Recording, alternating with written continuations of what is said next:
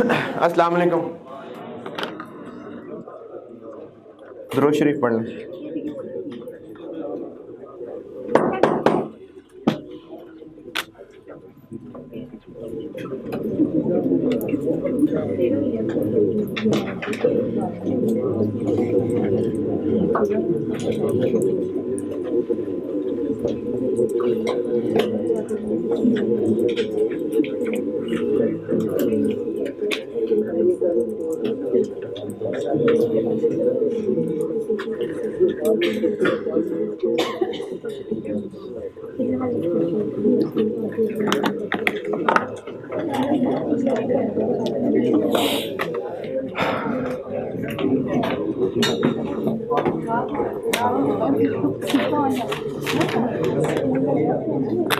पिछली क्लास में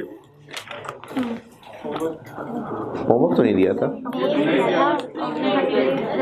अच्छा हाँ, उससे पिछली क्लास में था, बिल्कुल ठीक।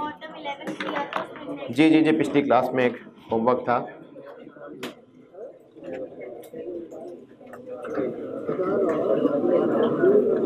स्प्रिंग 19 का एक होमवर्क दिया था और आपसे कहा था कि आप ये कर आइए, फिर मैं आपको बताऊंगा कि इसमें क्यों।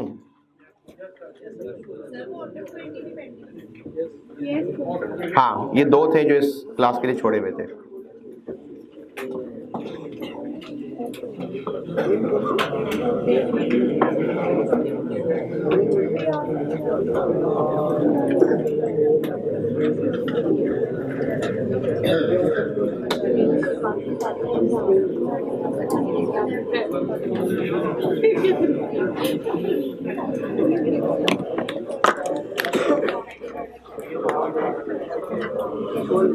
एक क्वेश्चन ये दिया था,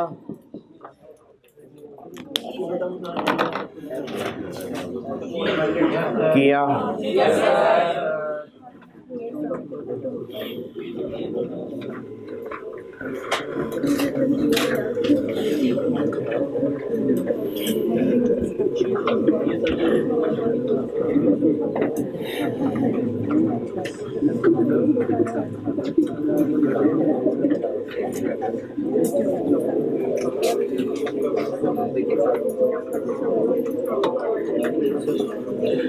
शुक्रिया यार।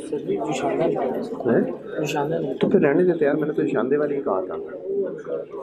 फिर देना किसी को तो दे दो, किसी और को देनी है तो दे दो, फिर नहीं चाहिए। मैंने निशानदे वाली ही कहा था।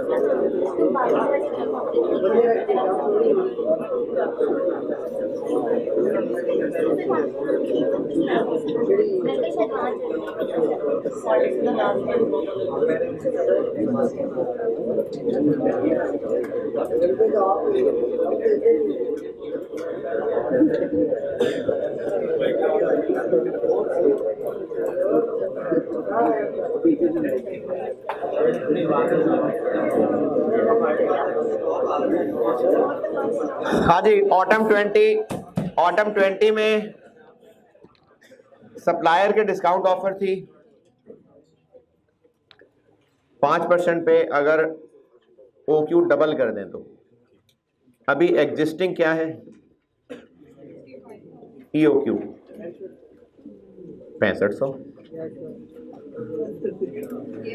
ऑटम 20 क्वेश्चन नंबर 2, अभी इस वक्त बिजनेस EOQ फॉलो करता है, करंट EOQ है, तो डिस्काउंट ऑफर को EOQ से कंपेयर करके करना है सवाल। अब इसमें जो जो मसले मुझे लगता है हो सकते हैं वो बता देता हूँ। एक तो ये कि एनुअल डिमांड दोनों की डिफरेंट होगी। आपको यहाँ भी प्रोडक्ट से वापस परचेज तक जाना पड़ेगा। प्रोडक्ट पिज़्ज़ा है, खरीदना क्या है? चीज़। तो एनुअल डिमांड चीज़ की निकलनी है और वो दोनों में डिफरेंट है क्योंकि लॉस डिफरेंट है, तो इसलिए दोनों में एनुअल डिमांड डिफरेंट आएगी। एनुअल डिमांड की फिगर में कोई एतराज? जिन्होंने भी किया है एनुअल डिमांड, ठीक है जी। ऑर्डर कॉस्ट एक एडमिनिस्ट्रेशन कॉस्ट पर ऑर्डर है, ट्रांसपोर्टेशन पर ऑर्डर है और क्वालिटी इंस्पेक्शन, ये तीनों पर ऑर्डर है। लेकिन जो एडमिनिस्ट्रेशन है इसमें से कहा हुआ है कि पॉइंट नंबर 3 अदर इंफॉर्मेशन में कि इसमें से 80% जो है वो रेलिवेंट है। ये स्प्रिंग 20 मैंने कल परसों डिस्कस किया था, स्प्रिंग 20, तो उसमें भी ऐसा था कि जो पोर्शन दिया हुआ था उसमें से कुछ पोर्शन इरेलीवेंट था। तो ये जो एडमिनिस्ट्रेशन कॉस्ट 1.5 लाख दी हुई है, इसमें लिखा हुआ है कि इसमें से 80% रेलिवेंट है, तो इसलिए इसको 80% कर लिया। और इसी तरह से होल्डिंग कॉस्ट में भी ऐसा ही है कि वेयर हाउसिंग कॉस्ट में से आधा रेलिवेंट, और डिस्काउंट ऑफर में जाके इन्होंने चेंज हो जाना है। जो ट्रांसपोर्टेशन है, वेयर हाउसिंग है, इंस्पेक्शन है, 50% बढ़ जाएंगे और रेफ्रिजरेशन कॉस्ट 75% बढ़ जाएंगे। तो एनुअल डिमांड, ऑर्डर कॉस्ट और होल्डिंग कॉस्ट, इनमें कोई और मुश्किल परेशानी है तो बताएं। ठीक है जी। और ये तो मुझे जो बात लग रही थी रिपीट करने वाली बता दी आपने, और जिस पे पूछना है पूछें। ये है लॉस वाला ना, यही रीजन है यानी कि अल्टीमेट प्रोडक्ट नहीं होगी जी। लॉस की वजह से फर्क आ रहा है। ये फर्क सिर्फ लॉस की वजह से आ रहा है, वरना एनुअल डिमांड है तो एक ही, लॉस की वजह से क्वांटिटी फर्क हो रही है।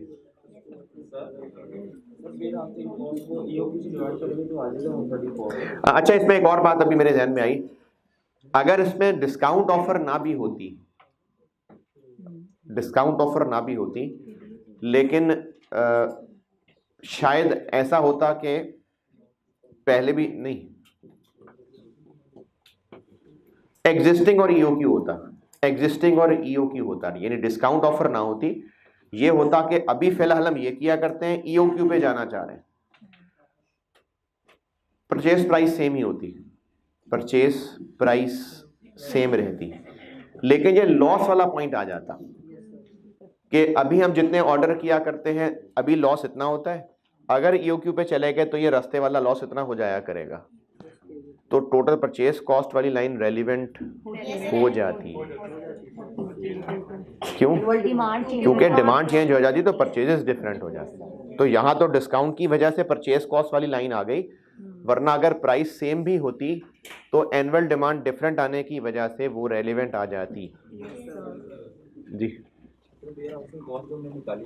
जी जी डबल 420 को 50% निकालिए तो 65 से डिवाइड करेंगे तो चलिए 34 आ रहा है। जिस तरह से क्या सर वेयर हाउसिंग कॉस्ट है उनको EOQ से डिवाइड कर दें। वेयर हाउसिंग कॉस्ट को EOQ से डिवाइड कर दें, 68 रुपए को। विदाउट अमेंडमेंट ना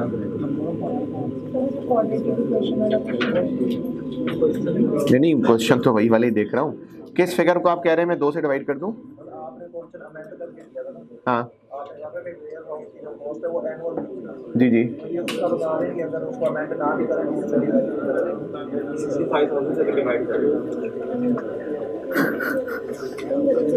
करें वेयर हाउसिंग कॉस्ट टोटल दी हुई है, यस सर तो ओ क्यू एवरेज इन्वेंट्री सब चेंज हो जाएगी। पर एनम दी है ना हाँ तो पर एनम को टोटल यूनिट से डिवाइड करते हैं किन टोटल यूनिट से? 65,000 क्यों? एनुअल डिमांड दी है ना तो warehousing cost annual demand से मल्टीप्लाई होकर बनी होती है, वो एनुअल बनी होगी तो डिवाइड किया है ना, तो होल्डिंग कॉस्ट एनुअल डिमांड से मल्टीप्लाई हुई होती है। अरे भाई नहीं होती ना, तो इसलिए मैंने सवाल को गलत कहा था। ये सवाल वही आई के वाला देख रहे हो, तो आई के वाला क्यों देख रहे हो? तो बेटा वो गलत है ना, इसलिए तो मना किया था। ऐਵੇਂ जिंदबाजी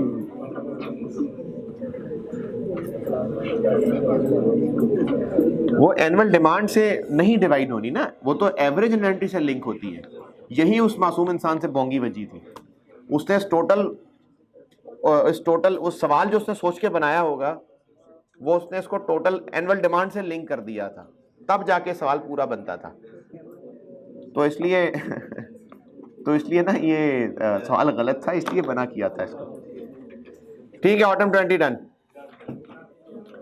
एक मैंने आपको स्प्रिंग 19 कहा था, क्वेश्चन नंबर 4 का पार्ट बी। अच्छा, जिसकी by the way question 4 part A पे नजर पड़ गई हो कि ये तो सर ने मैं पढ़ाया नहीं, तो ये आपका सिलेबस नहीं है। क्वेश्चन नंबर 4 स्प्रिंग 19 देखते देखते ऐसे ही किसी ने पार्ट ए देख लिया हो, हाँ, तो वो पार्ट ए अब सिलेबस का हिस्सा नहीं है, ये एमएफए में चला गया हुआ है।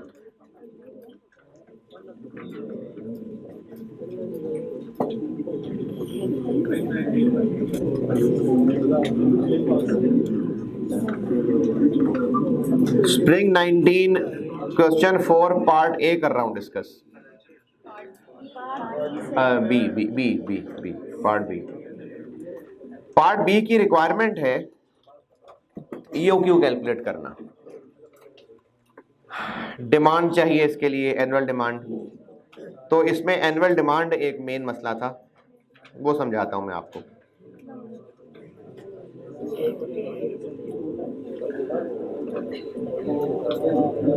ये सवाल करना था तो डिस्कस होना था।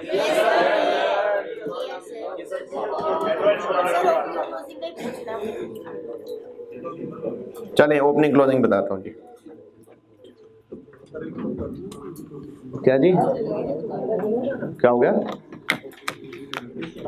क्या कह रहे हो? हाँ वही बताने लगा, स्प्रिंग 19 बताने लगो।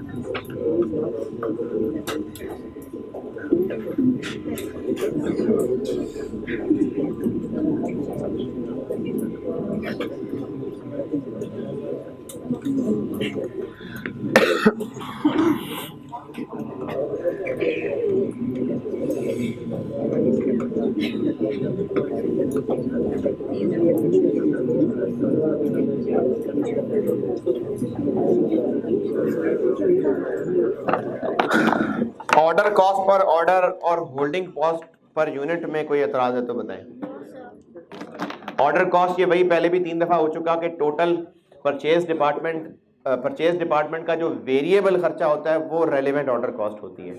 तो 45 लाख में से 1350 माइनस करेंगे तो बाकी रेलिवेंट पोर्शन बचेगा और उसको 100 से डिवाइड कर देंगे तो पर ऑर्डर बन जाएगी। लेकिन ये पिछले साल का वाक़या है, अगले साल ये 10% महंगी हो जाएगी। ये बात पॉइंट नंबर 3 का लास्ट बुलेट पॉइंट है। होल्डिंग कॉस्ट पिछले साल 80 रुपए थी पर यूनिट पर मंथ, साल की हो जाएगी 12 96 और इसको फिर 10% महंगा कर देंगे। ये हो गई होल्डिंग कॉस्ट और ऑर्डर कॉस्ट। एनुअल डिमांड समझ लें, ट्रेडिंग बिजनेस है, ये पहली लाइन में लिखा हुआ है। फिनिश गुड्स के स्टोर में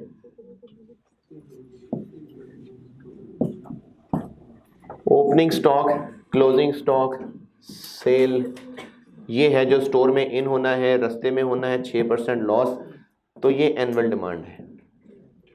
जो स्टोर तक पहुंचना है 6% ज़ाया होना है, ट्रांजिट में नुकसान होना है, हमें ये फिगर निकालनी है।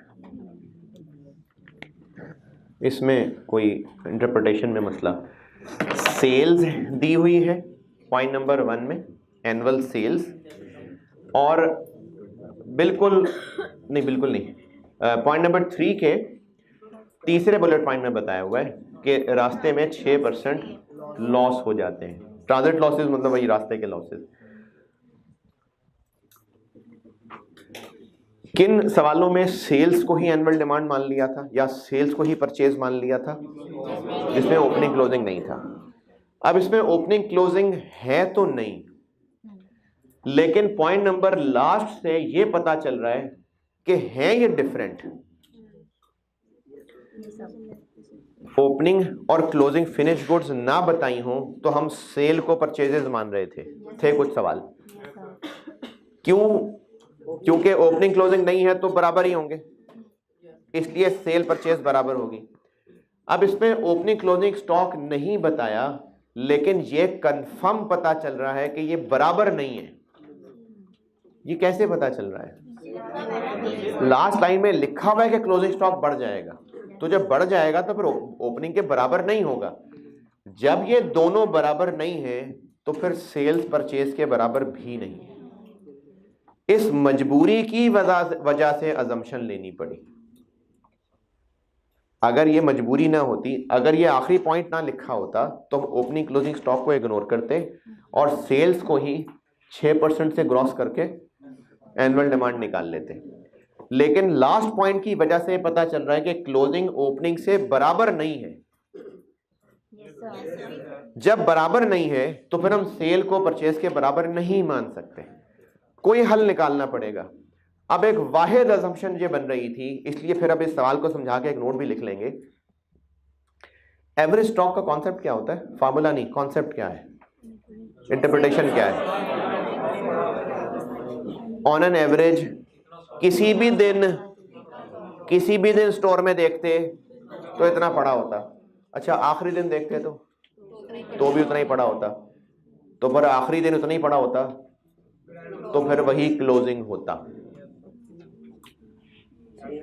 एवरेज इन्वेंट्री को हम इंटरप्रेट ऐसे करते हैं कि अगर एवरेज इन्वेंट्री लेट से 4000 यूनिट्स है तो उसका कॉन्सेप्ट ये है कि स्टोर में कभी भी देखते तो ऑन एन एवरेज हर वक्त 4000 यूनिट्स होते थे, हर वक्त 4000 ही होते थे, तो साल के एंड पे फिर 4000 होते थे, तो इसलिए इसको क्लोजिंग अज्यूम कर लिया। अजम्पशन लेने की जरूरत क्यों पड़ रही है? क्योंकि ओपनिंग क्लोजिंग कंफर्म बराबर नहीं है, ये कंफर्म है कि बराबर नहीं है, और सेल्स से फिर हम परचेजेस का काम नहीं चला सकते। इस मजबूरी से इतना तो पता चल गया कि क्लोजिंग ओपनिंग चाहिए लाजमी। अब जब नहीं निकल सकता तो फिर वाहिद हल ये बचा था कि एवरेज को ही क्लोजिंग के बराबर मान लें। हाँ, एवरेज कैसे निकालें? एवरेज निकाल लेते हैं। पिछले साल की जो लास्ट ईयर का एक्चुअल डाटा दिया हुआ है, आपको टोटल होल्डिंग कॉस्ट दी हुई है, वो कैसे बनी होगी? Holding cost per unit into average inventory. ये ऐसे बनी होगी, ये भी पता है, ये भी पता है। अच्छा, बेशक वो पर मंथ है तो कोई बात नहीं, ये भी तो पर मंथ ही दी हुई है, या तो आप दोनों को पर मंथ रहने दें, या दोनों को पर ईयर बना लें, ये तो सेम निकल ही आएगा। यानी अगर आप 80 ही यूज कर लें तो भी ठीक है, 5 लाख है। और अगर आप 80 की बजाय 960 और 6 मिलियन, तो भी यही आंसर आएगा।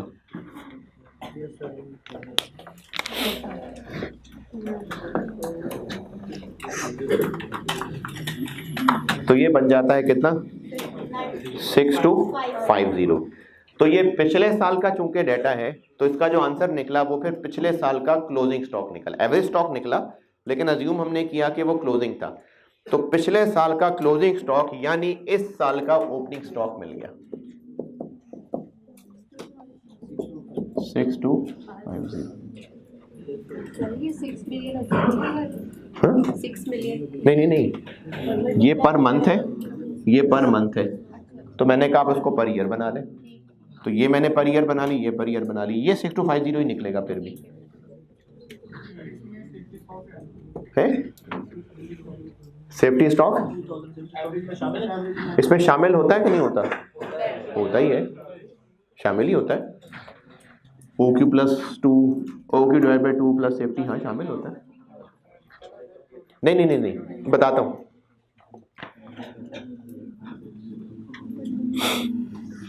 सेल्स जो पिछले साल थी, अगले साल उससे 90,000 क्लोजिंग स्टॉक। अच्छा, क्लोजिंग स्टॉक में सेफ्टी स्टॉक शामिल होता है? हाँ, क्लोजिंग स्टॉक वो है जो स्टोर में पड़ा हुआ है, तो सेफ्टी स्टॉक स्टोर में नहीं पड़ा हुआ, पड़ा हुआ है। अगर सेफ्टी स्टॉक लेट से 400 यूनिट्स है और स्टोर में पूरे 1000 यूनिट्स पड़े हुए हैं, तो वो 400 और 1000 में है। अगर पानी की टैंक में अभी इतना पानी है और एक निज़ाम ये रखा हुआ है घर का कि पानी के टैंक में अगर इससे कम पानी गया तो खतरा हो जाएगा, तो जब पानी इतना है तो सेफ्टी स्टॉक इसमें शामिल है। तो सेफ्टी स्टॉक क्लोजिंग स्टॉक में इंक्लूडेड है, मतलब ऐड करना है, मतलब उसमें है, इंक्लूडेड है। पॉइंट 4 में लिखा हुआ है कि जो सेफ्टी स्टॉक है उसको अलग रखें, उसको बाकी वाले ग्रो कर जाएंगे। ये मतलब है closing stock excluding safety stock. Closing stock excluding safety stock के मतलब ये नहीं था कि क्लोजिंग सेफ्टी स्टॉक को अलग चीज है, अगले सेंटेंस में उसने उसको कंटिन्यू करना था। Closing stock excluding safety stock varies in line with the sales volume, के जो क्लोजिंग स्टॉक का सेफ्टी स्टॉक के अलावा वाला बाकी पोर्शन है वो सेल्स के साथ ग्रो करेगा। यानी इस 6250 में से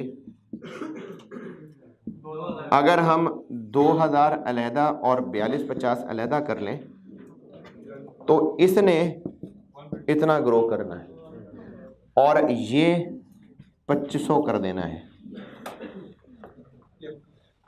सेफ्टी स्टॉक 2500 हो जाना है ना। तो इस अगले साल का क्लोजिंग स्टॉक आएगा। ये पोर्शन 25% बढ़ाना है और वो 2 से 2500 कर देना है। वैसे शायद गौर ना किया एग्जामिनर ने, वो भी 25% ही रहा है, बढ़ ये भी 25% ही रहा है, लेकिन बस उसने ऐसी डाटा दे दिया था, इस बात का शायद गौर नहीं किया होगा।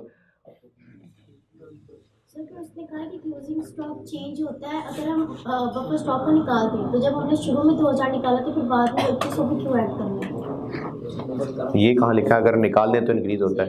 Excluding safety stock closing inventory very करती है, अगर हम सेफ्टी स्टॉक को निकाल दें एक्सक्लूडिंग सेफ्टी स्टॉक। नहीं, अगर निकाल दें तो इंक्रीज करेगी। हाँ जी, तो उसकी नौसत है इंक्रीज नहीं कर पा रही। इसका मतलब है कि इनके अलावा जो बाकी है, हाँ, तो ये भी चेंज हो रहा है। 2500 लिखा तो है कि वो 2500 हो जाएगा। ये पॉइंट नंबर 3 के टेबल में दूसरी लाइन में लिखा हुआ है। क्लोजिंग स्टॉक इसके अलावा 4250 क्लोजिंग स्टॉक में से उसके अलावा बाकी वाले हैं। इस 4250 के बारे में कहा जाएगा कि ये closing stock excluding safety stock ये हैं, ये बढ़ेंगे 25%। अच्छा, अब अगले साल का क्लोजिंग स्टॉक सिर्फ ये थोड़ी होगा, होगा तो ये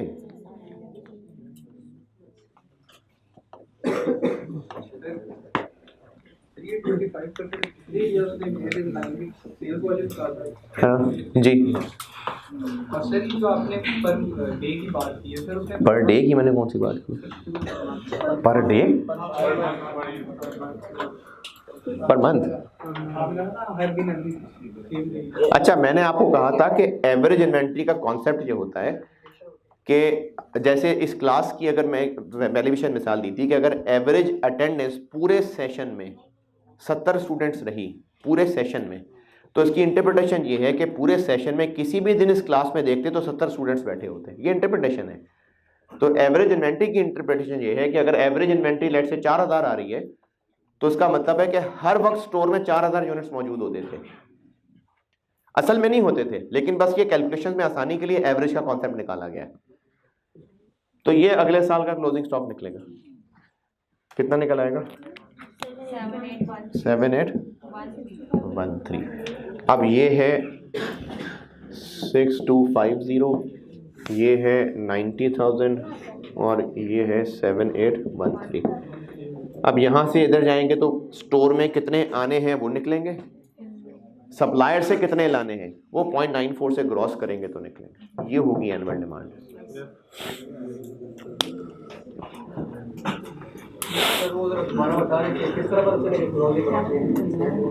किस तरह पता चल रहा है? लास्ट पॉइंट से नहीं, एक्सक्लूडिंग वाले से नहीं। एक्सक्लूडिंग वाली बात ब्रैकेट और छोड़ भी दे, ब्रैकेट छोड़ के बाकी पढ़े क्या लिखा हुआ। क्लोजिंग स्टॉक सेल्स के साथ वेरी करेगा, तो चूंकि सेल्स 25% बढ़ रही हैं तो वो जो पिछला क्लोजिंग था अगला क्लोजिंग उससे बढ़ जाएगा ना। तो इससे पता चल रहा है कि ओपनिंग क्लोजिंग बराबर नहीं होंगे, तो हमें फिर लाजमी ओपनिंग क्लोजिंग चाहिए थे, इसलिए ये अजम्पशन लेनी पड़ी। तो अब इसके लिए नोट ये लिख लें कि अगर हमें एनुअल डिमांड निकालने के लिए ओपनिंग क्लोजिंग स्टॉक लाजमी चाहिए, सवाल से पता चल रहा है, यही वाला जो सवाल में हुआ है कि अगर हमें एनुअल डिमांड निकालने के लिए ओपनिंग क्लोजिंग स्टॉक चाहिए और सवाल से कंफर्म हो रहा है कि ये बराबर नहीं है, तो हम एवरेज इन्वेंट्री को क्लोजिंग अज्यूम कर सकते हैं और हल नहीं है। यही जो इस सवाल में किया है वही लिख लें, यही जो इस सवाल में किया है वो लिख लें।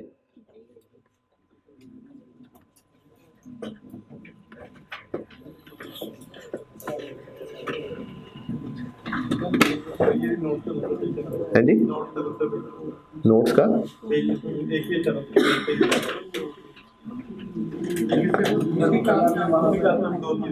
नहीं तो भी दिए ना उसने, बांट दीजिए पेज। अच्छा, ये जो लोग कल सुबह वाले पिछली क्लास में जो इस सेक्शन वाले थे उनको ना एक पेज नहीं मिला था, ये वो बांट रहा हूँ बस। ये शाम वाले लोगों को मिल गया था तो वो ना रखना है। हाँ, स्प्रिंग 18 वाला।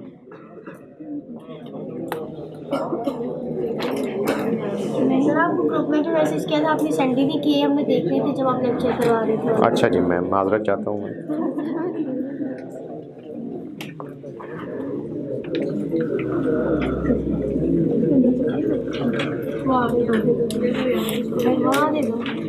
लेकिन ये इसकी तो जरूरत नहीं पड़ी थी अभी तक, ये तो मैंने अब होमवर्क देना है।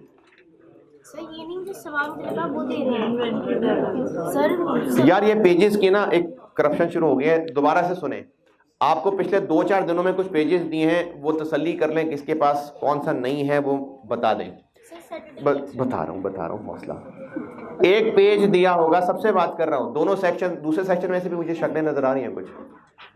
शाम वाले में से कौन आया हुआ है? 1 2 3। अच्छा नहीं, आप तो जी सेक्शन के हैं। जो मैंने पेजेस बांटे थे उनमें बता रहा हूँ कौन कौन से पेजेस थे, जिसको ना मिला हो वो भी बता दें, वो दे देगा आपको। एक मैंने पेज बांटा होगा ऑटम 2016 क्वेश्चन नंबर 7 का सॉल्यूशन मिक्स और यील्ड वेरिएंस का, ये अपने फॉर्मेट पे बना के दिया था, ये ना मिला हो किसी को? ये इतने सारे कैसे हो गए यार? ये कब बांटे थे हमने? फ्राइडे को भी नहीं आए थे।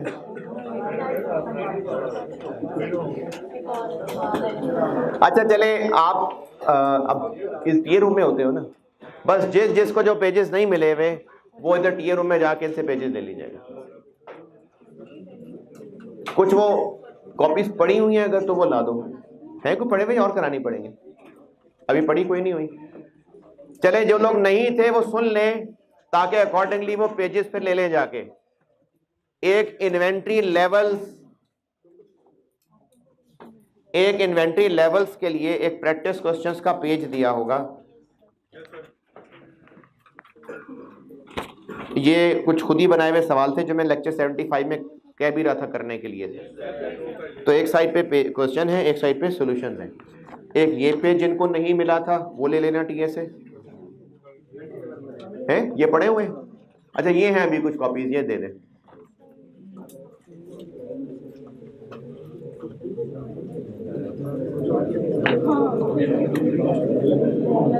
और क्या बांटा था? कौन से वाला?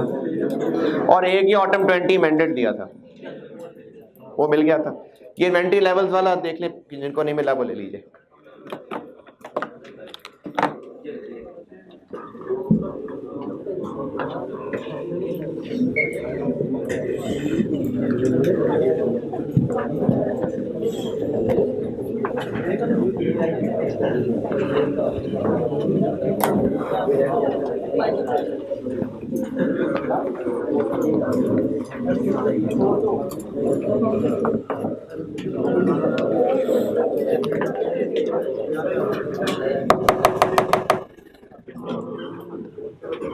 अच्छा ये ना बाद में भी एक स्टूडेंट ने मुझसे सवाल पूछा था, इसलिए मुझे लग रहा है शायद ये बहुत बड़ा मसला है, मैं दोबारा बता देता हूँ। कैसे पता चलेगा सवाल के डाटा में से कि मिनिमम डिमांड कौन सी और मैक्सिमम डिमांड कौन सी? जो ज्यादा नंबर है वो मैक्सिमम है, जिसका कम है वो मिनिमम है। इसी तरह डेज में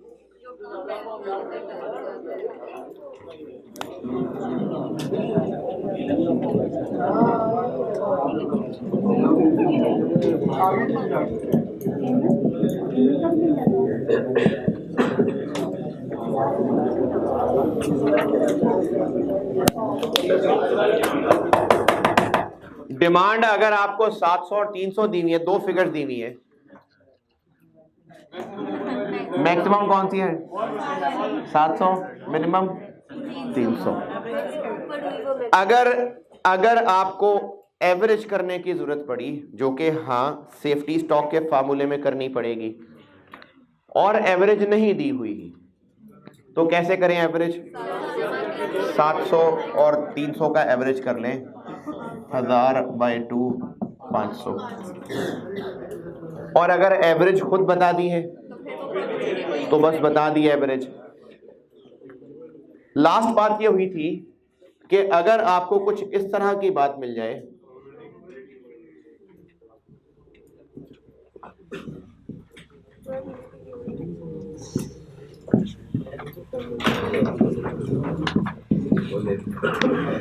तो मैक्सिमम मिनिमम का फैसला तो ऐसे ही होना है। मैक्सिमम मिनिमम वो यही है, लेकिन जहां हमें एवरेज करने की जरूरत पड़ेगी तो अब this plus this divided by 2 करके नहीं होगा। अब एवरेज करने के लिए समेशन पी एक्स करना पड़ेगा। ये प्रोबेबिलिटी का इस्तेमाल है बस। यानी मैक्सिमम डिमांड ही 700 × 0.25 होगी। मैक्सिमम डिमांड 700 है, मिनिमम डिमांड 300 है। जब एवरेज करनी पड़ेगी तो इस तरह एवरेज करनी है। तो अगर क्वेश्चन में प्रोबेबिलिटी असाइन हो गई वैल्यूज को, तो उसका इस्तेमाल ये है कि एवरेज करते हुए अब ये वाला तरीका हो रहा होगा। ये थी बात आखिर में जब हुई थी।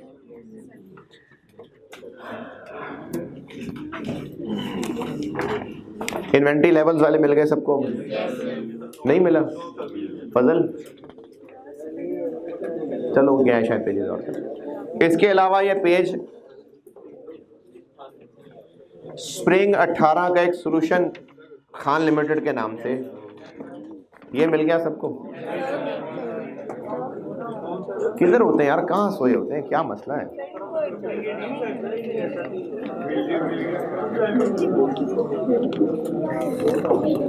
पहले मुझे इसमें पूछता था मैं 2 मिले।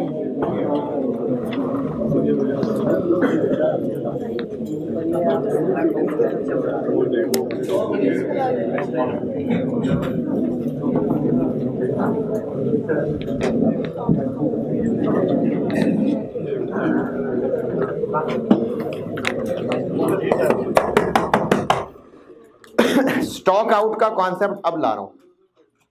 मैंने शुरू में बताया था और कहा था इस पे दोबारा बात करूंगा। स्टॉक आउट सिचुएशन क्या है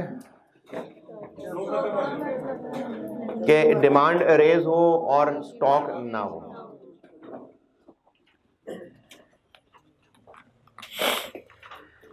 जी जी,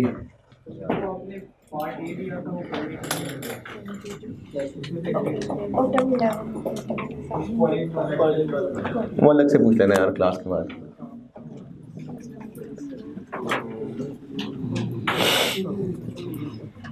इन्वेंट्री लेवल्स के फार्मूले हो गए, उनके सादे सादे से प्रैक्टिस के सवाल भी हो गए। मैं इन्वेंट्री लेवल्स के डिसीजन वाले पार्ट में ही हूं। उसमें एक खास तरह का डिसीजन है जो आप सवाल से पहचान लेंगे कि ये चीज टेस्ट होने लगी, ये सवाल से पहचाना जाएगा।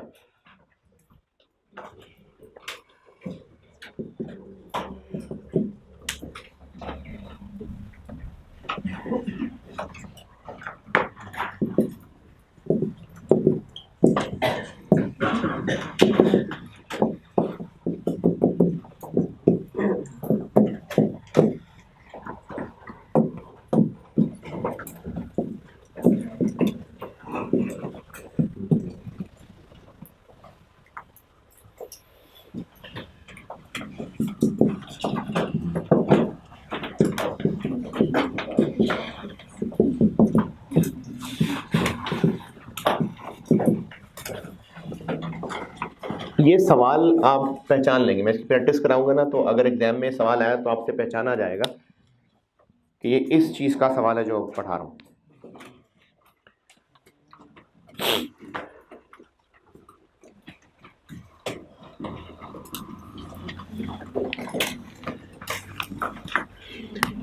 मैंने इस चैप्टर में ये पार्ट बी कह के शुरू किया था कि डिसीजंस रिगार्डिंग इन्वेंट्री लेवल, उसी पे ही हूं मैं।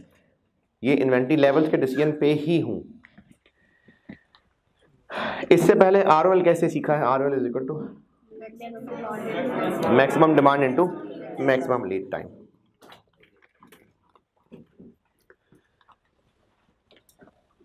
इस टॉपिक के लिए मैं यहाँ पर एक बात लिख रहा हूँ और उसकी एक वजह है लिखने की। आप देखिएगा, अगर वो लिखने का फायदा लगता है तो आप लिख लीजिएगा।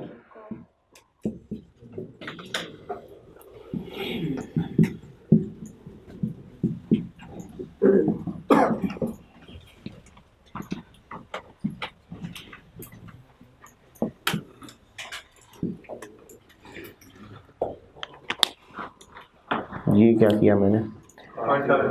इस टॉपिक के लिए आरओएल ऐसे नहीं निकलेगा। ये जो टॉपिक अभी पढ़ाने लगा हूं ना, अभी ये पढ़ाने लगा हूं कि ऑप्टिमम आरओएल लेवल क्या होगा। अब इस फार्मूले को साइड पे कर देंगे आप। ये मकसद है मेरा ये काम करने का कि इस पोर्शन के लिए ये नहीं है। अब हाँ जी, हो सकता है सवाल ऑप्टिमम आरओएल कह के पूछा हो सकता है ऑप्टिमम सेफ्टी स्टॉक कह के पूछा हो।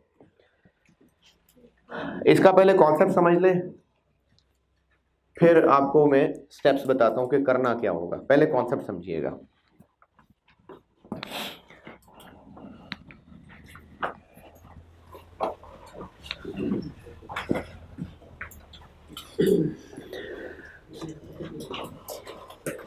मोबाइल फोन नॉर्मली, ये जो स्टूडेंट्स यूज कर रहे होते हैं आप लोग, या आम लोग भी जो नॉर्मली यूज कर रहे हैं, स्मार्टफोन कितने का होता है? एवरेज रेंज 20-25 हज़ार। चलें 25,000 कर लें। अच्छा, फीस लेते हुए डिस्काउंट चाहिए है, फीस लेते हुए डिस्काउंट कि नहीं सर बहुत अफोर्ड नहीं कर सकते, और फ़ोन है 25,000 वाला। चल आलो के इसका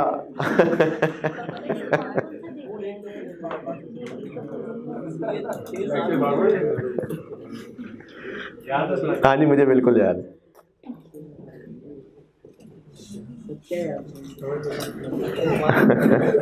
अगर इजाजत हो तो कर लूँ चेयर, रहने दो।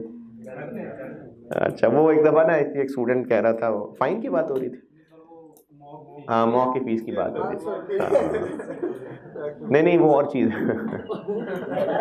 वो और चीज़, वो ऐसी बस एक दफ़ा वो क्लास में वो किसी बच्चे ने कहा जी मॉक की फ़ीस क्यों होनी चाहिए, तो उसमें मैं समझा रहा था कि आप फ़ोन आप लोगों ने रखे होते महंगे महंगे, और तो फीस की दफ़ा में मसला हो जाता है पढ़ाई के लिए।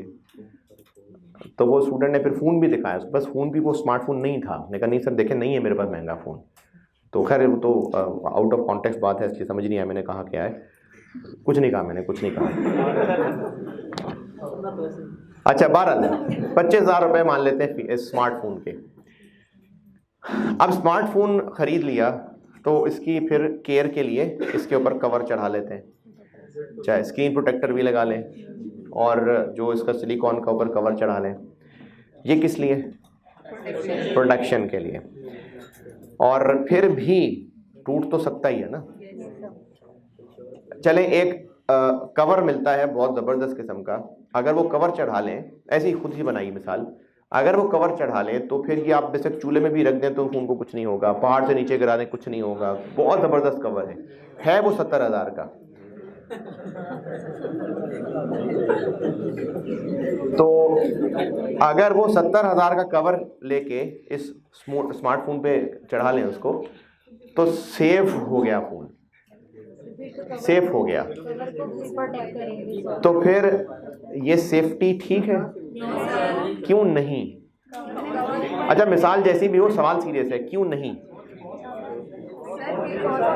क्योंकि आउटडेटेड हो जाएगा। नहीं जी,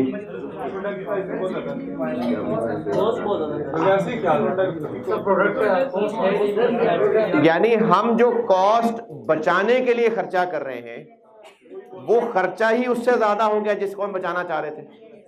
अगर 25,000 का मोबाइल है, जाया हो भी गया, टूट गया, खराब हो गया, तो मैक्सिमम नुकसान 25,000 ही है ना। हम जिस चीज से बचने के लिए कुछ सिक्योरिटी ले रहे हैं, तो हम 25,000 के नुकसान से बचने के लिए 75,000 रुपए खर्च कर देंगे, बेवकूफी है। अगर सिर्फ एक साइड देखेंगे कि सेफ तो हो रहा है ना, सिक्योर तो हो रहा है ना, तो ये अच्छी अक्लमंदी डिसीजन मेकिंग नहीं है। हमें यह भी देखना पड़ेगा कि हम जो कॉस्ट सेव कर रहे हैं, कहीं सिक्योरिटी पे लगने वाली कॉस्ट उससे ज्यादा तो नहीं बढ़ रही है। बिजनेस सेफ्टी स्टॉक क्यों रखता होगा?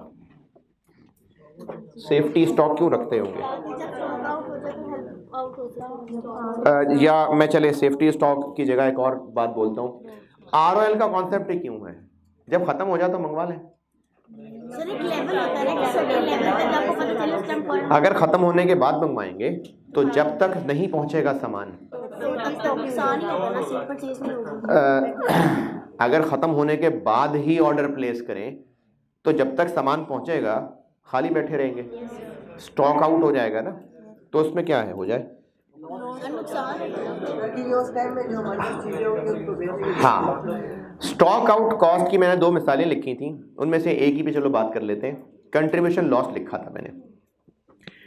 कंट्रीब्यूशन लॉस का कॉन्सेप्ट ये था कि जो हमारे पास इन्वेंट्री पड़ी होती, कस्टमर खरीदने आता और हम बेच देते तो कुछ कमा लेते।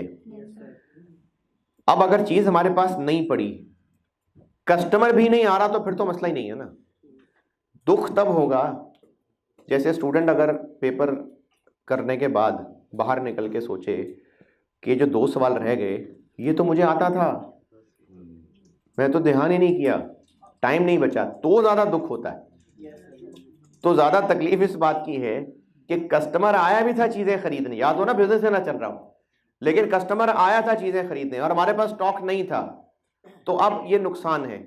और नुकसान इन अवे इस तरह से है कि अगर हम चीज़ बेच पाते तो लेट से 200 रुपए कमा पाते, नहीं बेच सके तो 200 नहीं कमा सके, इसको कंट्रीब्यूशन लॉस्ट कहते हैं। ये है stock out cost. Stock out cost sir अगर सेफ्टी इस तरह हो रही थी प्रोडक्ट के वो लॉन्ग टर्म के लिए हमारे पास फायदे में, तो फिर तो करनी चाहिए। अच्छा, इन्होंने मैं ये चाय की चुस्की के लिए ब्रेक ली थी, सवालों के लिए नहीं। अभी मुझे पहले पूरी बात करने दें, पहले मैं पूरी बात पहुंचा दूं फिर पूछिएगा। ROL का फार्मूला, अभी मैक्सिमम का अगर मैं वर्ड ना लिखूं तो डिमांड इनटू लीड टाइम। अच्छा, वो ऑनलाइन वाले ने, वो एक मासूम बच्चे ने सवाल ये पूछा था कि आपने तो डिमांड पर डे का फार्मूला लिखवाया था, लीड टाइम डेज में था, तो फलाने सवाल में वो मान गया था। मैंने फार्मूले में डिमांड इनटू लीड टाइम ही कहा था। वो ब्रैकेट वाली बात ना मैंने मैचिंग के लिए बताई थी कि आपने सिर्फ इस बात का ख्याल रखना है कि अगर लीड टाइम मंथ में है तो डिमांड भी फिर पर मंथ होनी चाहिए, अगर लीड टाइम डेज में है तो डिमांड भी पर डे। मैंने इस सेंस में वो बात ब्रैकेट में लिखी थी, वरना फार्मूला है demand into lead time. Safety stock का formula ROL minus average into average lead time. और total holding cost for the year का formula, holding cost per unit average inventory. Average inventory का formula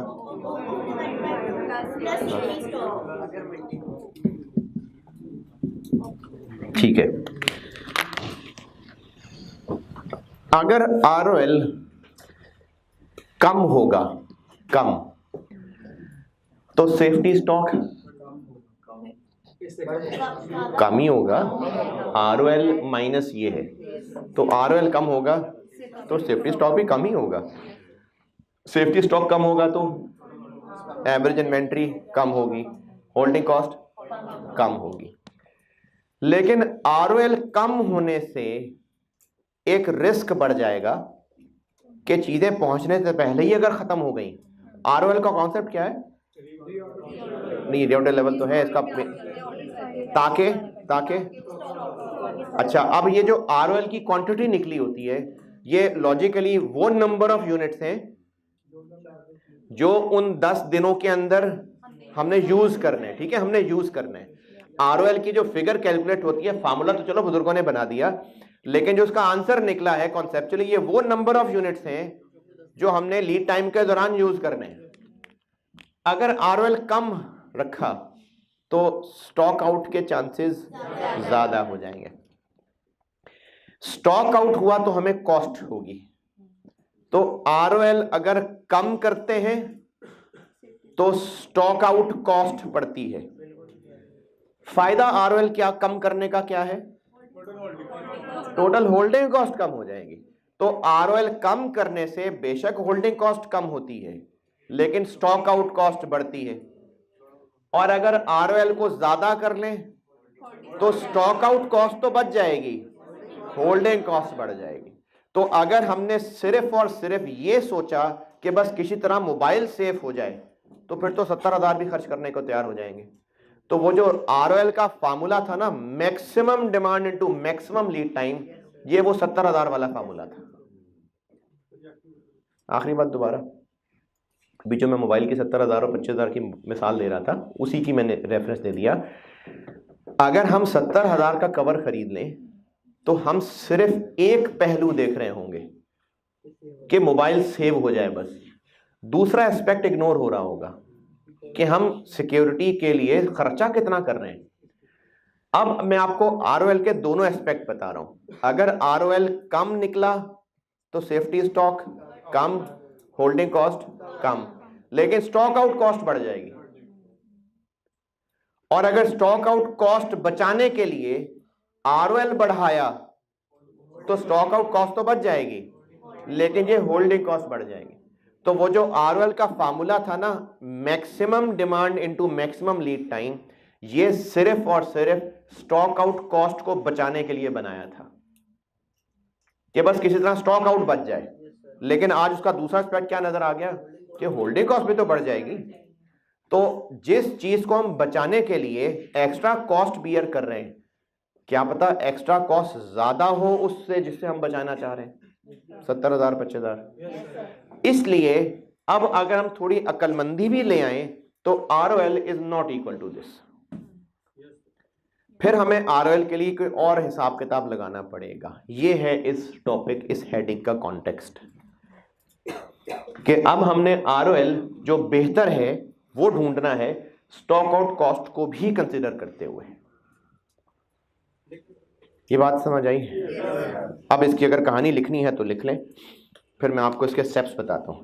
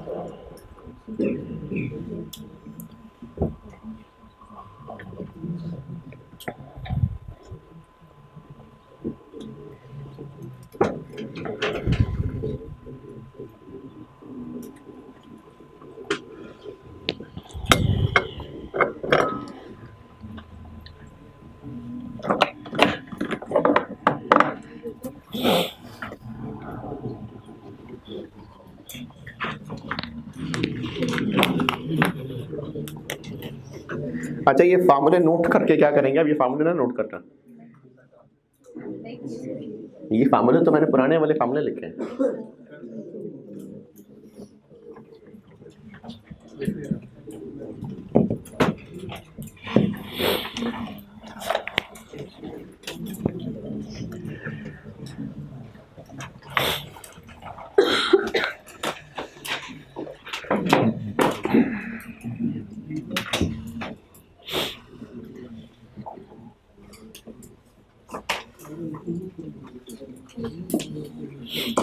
हाँ जी, आगे बोलना शुरू करूँ?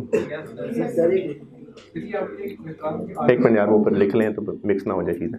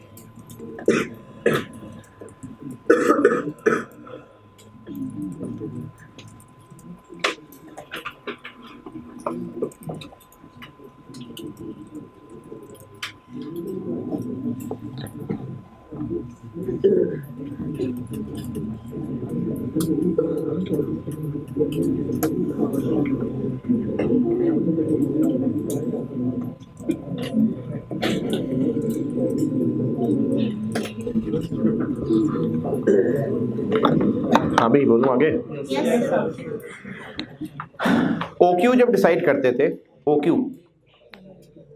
तो उसमें भी अगर गौर करें तो यही मसला था कि OQ कम करते थे तो टोटल ऑर्डर कॉस्ट ज़्यादा हो जाती थी, और OQ ज़्यादा करते थे तो टोटल ऑर्डर कॉस्ट बेशक कम होती थी लेकिन टोटल होल्डिंग कॉस्ट बढ़ जाती थी। तो उसका हल यह निकाला था कि मुख्तलिफ ऑप्शंस पे टोटल कैलकुलेट किया, और जहाँ कम था वो सिलेक्ट कर लिया। लेकिन यहां भी मैं ऐसे ही करने लगे, ROL कम करेंगे तो टोटल होल्डिंग कॉस्ट तो कम होगी, लेकिन स्टॉक आउट कॉस्ट बढ़ जाएगी। और अगर ROL ज्यादा कर लेंगे तो स्टॉक आउट कॉस्ट बेशक कम हो जाएगी। तो इसमें भी हमें इसी तरह से ऑप्शंस को कंपेयर करना पड़ेगा।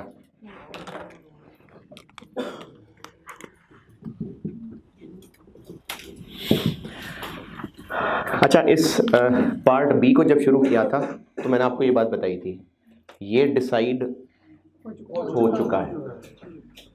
जब हम OQ डिसाइड करते थे तो तब हमने कोई ROL डिमांड पर डे नहीं किए थे ना कंसिडर, तो ये फैसला हो चुका हुआ है। इसलिए हमने ROL कम रखना है या ज़्यादा रखना है, OQ के ऊपर क्या फ़र्क पड़ेगा? OQ पे कोई फ़र्क नहीं पड़ेगा। तो इसलिए ऐसा बिल्कुल कर सकते हैं कि इस पोर्शन को इग्नोर कर दें। इस डिसीजन के लिए ये पोर्शन इग्नोर कर देते हैं। क्यों? क्योंकि ये सेम ही रहना है, 2 ही रहेगा, ये तिरछी लाइन ही रहेगी, प्लस प्लस रहेगा और OQ उतना ही रहेगा। तो इसको हम ऐसे कह लेते हैं कि हर ऑप्शन पे हम लोग total holding cost of safety stock निकाला करेंगे। ये पूरी भी फाइंड कर सकते हैं सवाल में, ऐसा कोई मसला नहीं है। ये पूरी होल्डिंग कॉस्ट भी फाइंड कर सकते हैं, लेकिन बाज़ औक़ात सवाल में OQ का डाटा शायद ना हो, तो हमें चाहिए भी नहीं, हमें मेनली ये चीज़ चाहिए। तो इसलिए मैं इसको कह भी ऐसे ही देता हूँ, total holding cost of safety stock for the year and total stock out cost for the year for each option। इसमें भी ऑप्शंस दी होंगी, और कौन सी ऑप्शन बेस्ट होगी? जिसमें ये इन सब का टोटल लोएस्ट होगा। अच्छा, ऑप्शन किस चीज़ की? या तो ये सवाल ROL का होगा या सेफ्टी स्टॉक का होगा। मैं अभी प्रैक्टिस आपको ROL की कराने लगा हूँ। एक बार ROL की बात समझ आ जाए तो फिर उसको सेफ्टी स्टॉक पे भी शिफ्ट कर लूँगा। जो मेहनत यहाँ बता रहा हूँ ना, वो इन दोनों में से किसी के भी नाम लेके पूछी जा सकती है। तो पहले मैं आपको ROL की प्रैक्टिस कराने लगा हूँ।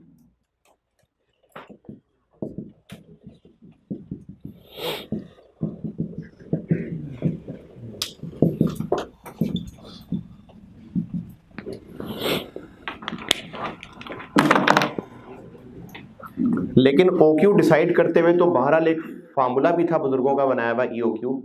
यहाँ पर ऐसा कुछ नहीं है, यहाँ पर ऑप्शंस ही कंपेयर होती हैं।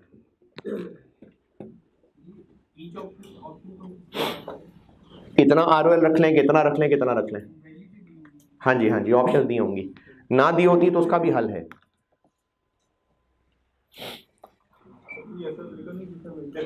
नहीं, क्या चीज? लीनियर प्रोग्रामिंग, उसका इससे क्या ताल्लुक है?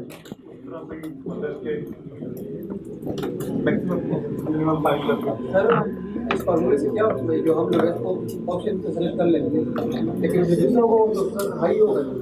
क्या सर, अगर इसमें स्टॉक आउट जो है ना कम आ जाए सर, स्टॉक आउट कॉस्ट, हाँ, और होल्डिंग तो फिर ज़्यादा ही आएगा। हाँ। तो फिर मतलब जो पहले हम करते थे पहले भी सर इस फार्मूले में जब हम करते थे जी होल्डिंग कॉस्ट हमारा ज़्यादा था। नहीं। अच्छा, मैं अभी सवाल ले आऊँ ना सामने, फिर देखिएगा, शायद उसी में मसला हल हो जाए आपका। ये noted? Stock out cost for the year का एक फार्मूला है, वो आपको ना मैं एक टेबल से सिखाता हूँ। उसके लिए एक टेबल बनाना पड़ता है। Holding cost of safety stock for the year कैसे निकालेंगे? Holding cost into safety stock. Stock out cost for the year कैसे निकालेंगे? इसके लिए ना एक टेबल बनाना पड़ता है, तो वो मैं आपको एक सवाल के साथ ही सिखाता हूँ। ये नोट कर लिया तो मैं एक सवाल लिखें, नहीं किया तो भी सवाल तो लिखे ही ना।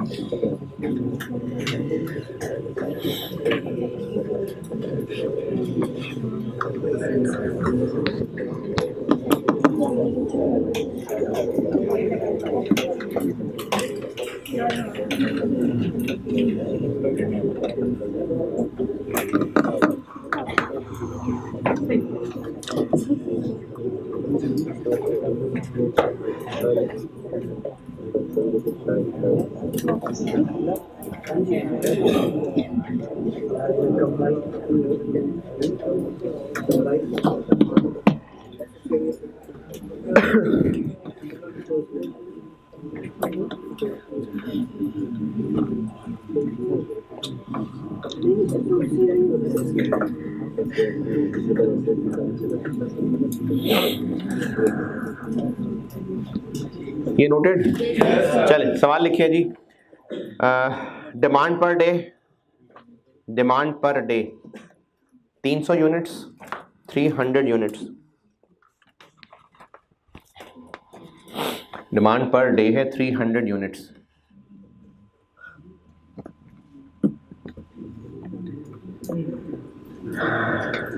कंट्रीब्यूशन पर यूनिट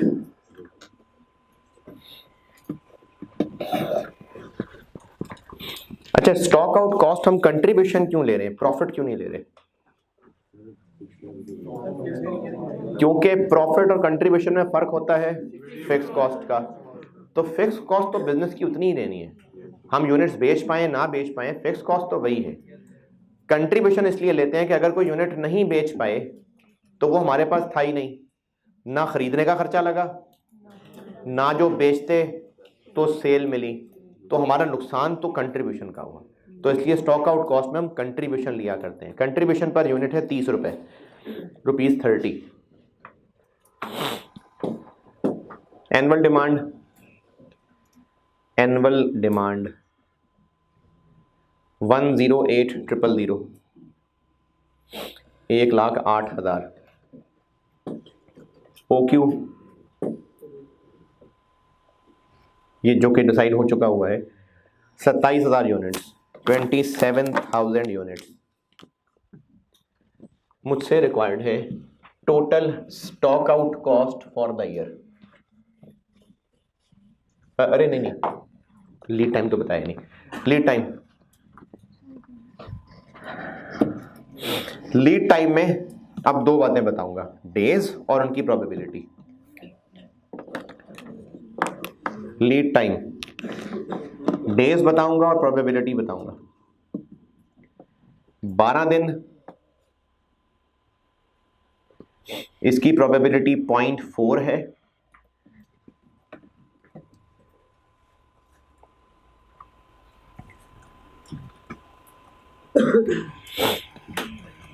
सोलह दिन, इसकी प्रोबेबिलिटी 0.3 है। और 18 दिन, इसकी प्रोबेबिलिटी भी 0.3 है। डेज दोबारा सुन लें, 12, 16 और 18। प्रोबेबिलिटी है 0.4, 0.3 और 0.3। और मुझसे रिक्वायर्ड है total stock out cost for the year. इसके लिए एक टेबल सिखा रहा हूं आपको।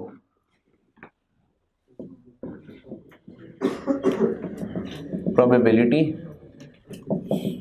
टोटल रिक्वायर्ड है total stock out cost for the year if ROL is 4,500 units.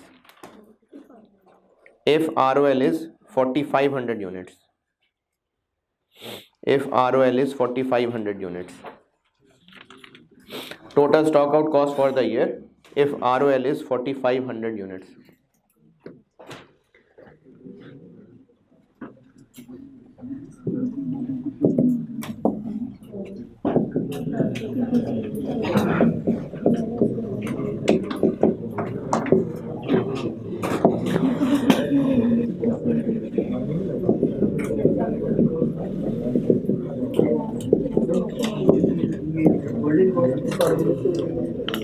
है जी, होल्डिंग कॉस्ट। सर वो होल्डिंग कॉस्ट के मैंने पूछा था कि वो उसमें ओ की इग्नोर करेंगे, हाँ, फॉर्मूला निकालते हैं। Holding cost per unit per year into safety stock. Reorder level 4500 units, 4500 units बताए हैं, 4500, 4500, 4500। ये एक टेबल है, जब स्टॉक आउट कॉस्ट निकालनी पड़ी तो ये टेबल बनाना पड़ेगा।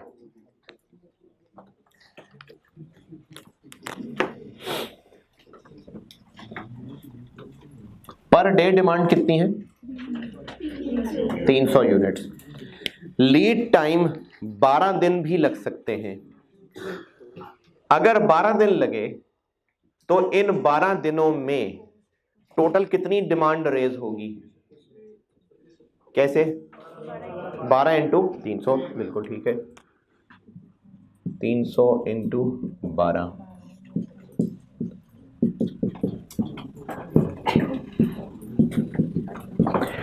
अगर 12 दिन लगे तो उस टोटल टाइम के दौरान टोटल डिमांड 3600 यूनिट्स रेज होगी।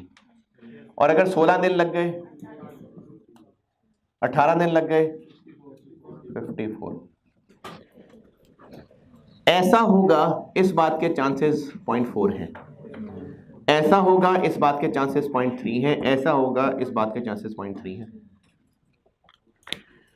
Total demand during lead time कि जो लीड टाइम है उसमें टोटल कितनी डिमांड रेज हो जाएगी। अगर ट्रेडिंग बिजनेस का सवाल है तो कितने यूनिट्स टोटल कस्टमर खरीदने आ जाएंगे। मैन्युफैक्चरिंग बिजनेस का सवाल है तो प्रोडक्शन डिपार्टमेंट से कितने किलो मटेरियल इशू करवाने की रिक्वेस्ट आ जाएगी। Total demand during lead time ये होगा, इसके इतने चांस हैं, इसके इतने, इसके इतने। ये डाटा सवाल में दिया हुआ है। अच्छा, अब इस तीसरे कॉलम में ROL लिखना है।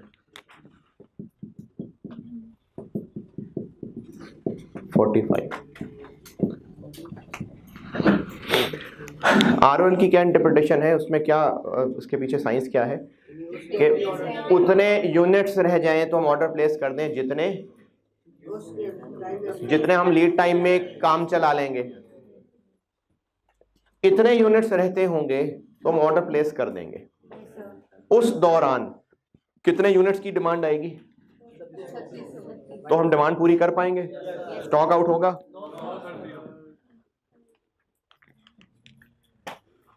दूसरा सिनेरियो, हमने इतने यूनिट स्टोर में बचा के ऑर्डर प्लेस कर दिया, लेकिन जब तक ऑर्डर पहुंचेगा उस दौरान 4800 यूनिट्स की डिमांड आ जाएगी। कितने यूनिट्स नहीं बेच पाएंगे? 300।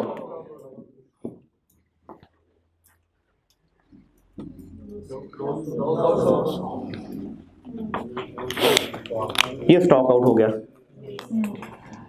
अब इस दूसरे तीसरे कॉलम को छोड़ के पहला और चौथा देखते हैं। 0.4 चांस है कि स्टॉक आउट नहीं होगा, 0.3 चांस है कि 300 यूनिट्स का स्टॉक आउट होगा, 0.3 चांस है कि 900 यूनिट्स का स्टॉक आउट होगा। अब स्टॉक आउट यूनिट्स की एक एवरेज निकालते हैं। बस ये टेबल इतना ही था। अब इस टेबल के नीचे मैं अलग से कैलकुलेशन कर रहा हूँ एवरेज स्टॉक आउट यूनिट्स, क्योंकि ये तो है ना कि 300 भी हो सकते हैं, 0 भी हो सकते हैं, 900 भी हो सकते हैं। एक इनकी एक सिंगल फिगर तो बनाए। एवरेज स्टॉक आउट कितने हो जाएंगे? 300 इंटू 0.3 प्लस 900 इंटू 0.3, और लिखना है तो 0 इंटू 0.4,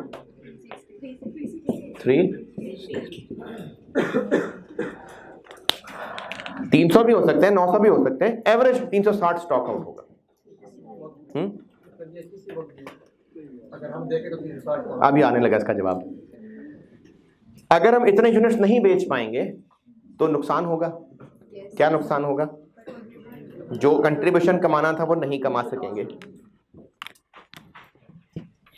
तो टोटल, बल्कि यहाँ चलो लिख ही देता हूँ, stock out cost for the, तो हम कितने यूनिट्स नहीं बेच पाएंगे? 360, और हर यूनिट ना बेच पाने पे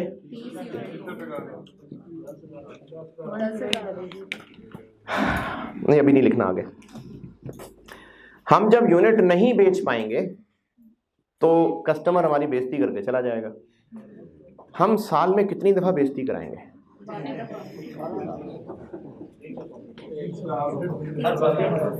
ये जो इस वक्त कैलकुलेशन सामने बनाई हुई है, ये सारी कैलकुलेशन एक साइकिल की है, एक ROL की। ये एक दफ़ा ऑर्डर प्लेस करने की कहानी लिखी है सामने, क्योंकि 4500 यूनिट्स ROL है तो ये उसको सामने रख के कैलकुलेट किया गया है। ये एक दफ़ा का सारी मसला है, तो ये हमें एक दफ़ा का मसला बता रहा है। साल में कितनी दफ़ा बेइज्जती होगी? कैसे? जितनी दफ़ा नंबर ऑफ ऑर्डर्स प्लेस होंगे तो into number of orders. Number of orders कैसे निकाला करते हैं? या तो दे दिया होता, नहीं दिया तो AD ओवर OQ। 30,000 27,000 पता नहीं 27,000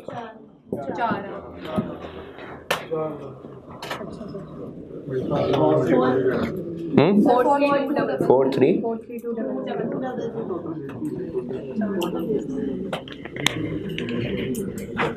अब इसका फार्मूला क्या बन गया? Average stock out units into stock out cost per unit into number of orders. तो total stock out cost for the year का फार्मूला लिख लें, average stock out units into stock out cost per unit into number of orders.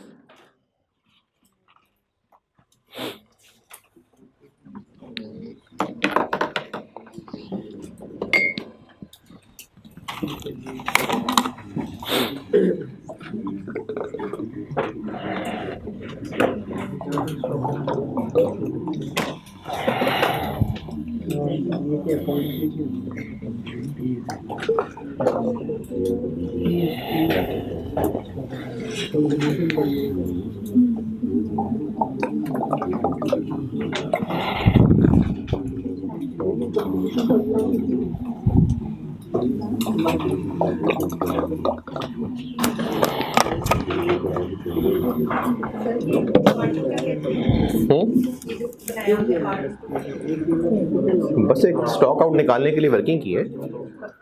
वैसे कोई नाम नहीं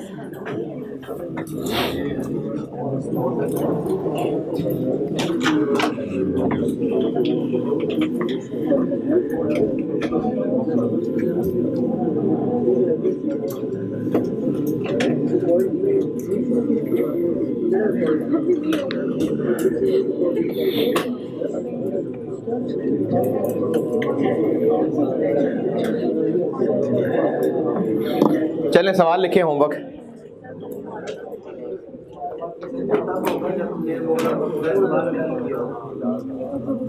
अगर हमने इस तरह से समझदारी के साथ ROL डिसाइड करना है तो ये फार्मूला इस्तेमाल ही नहीं करना है।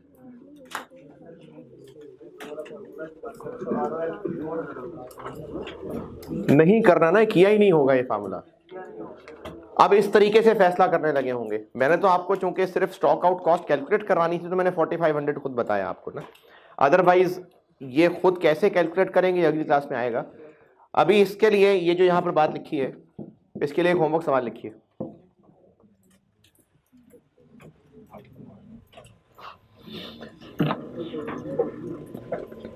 क्वेश्चन लिखवा रहा हूँ, होमवर्क।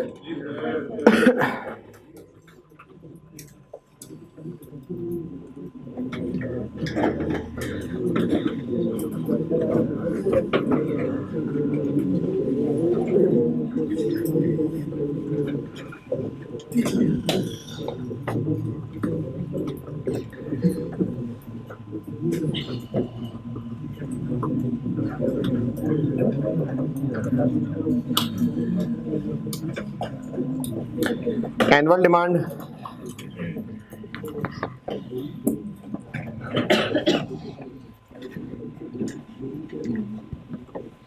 $180,000 1,80,000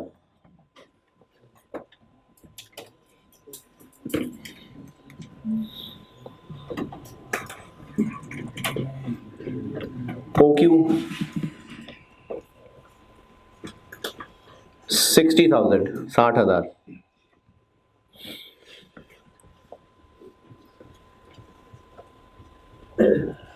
लीड टाइम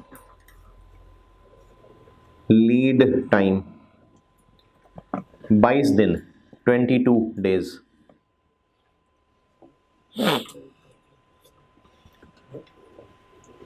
चल रहा है भी सवाल यार। नहीं, लीड टाइम बस 22 है, लीड टाइम सिर्फ 22 दिन है। Holding cost 35 per unit per year, 35 रुपए per unit per year. Stock out cost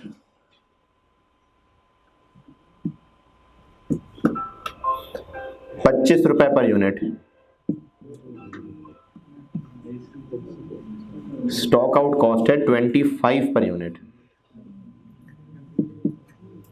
repeat कर रहा हूं, होल्डिंग कॉस्ट मैंने बताई है 35 पर यूनिट पर ईयर और स्टॉक आउट कॉस्ट बताई है 25 रुपए पर यूनिट।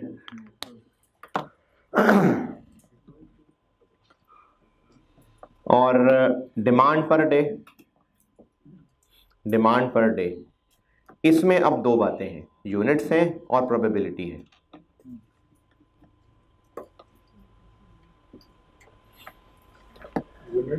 यूनिट्स और प्रोबेबिलिटी।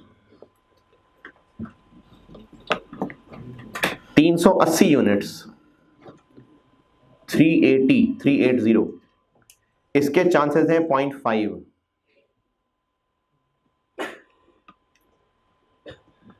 600 यूनिट्स 600 इसके चांसेस हैं 0.4। 700 यूनिट्स यानी 700 इसके चांसेस हैं 0.1। आपसे रिक्वायर्ड है which of the following ROL is better? Which of the following ROL is better? Number 1, 11,500 units, 11,500 और नंबर 2 13,000